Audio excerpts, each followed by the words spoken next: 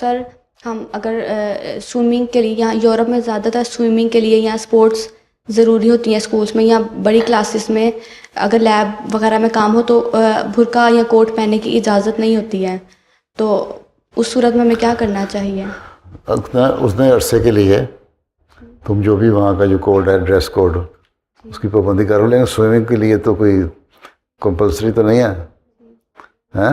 नहीं, लेकिन अगर लाजमी हो तो जो पूरा एक ड्रेस आजकल औरतों का निकला हुआ है जी वो पहन के तो एक कोने में जाके स्विमिंग कर सकती हो। जी अगर है नहीं तो बोल तो उनसे कहो, कोशिश करो कि हमें जो सिर्फ एक ऐसा वक्त दें जिसमें हम सिर्फ औरतें स्विमिंग कर रही हों, जी ठीक है?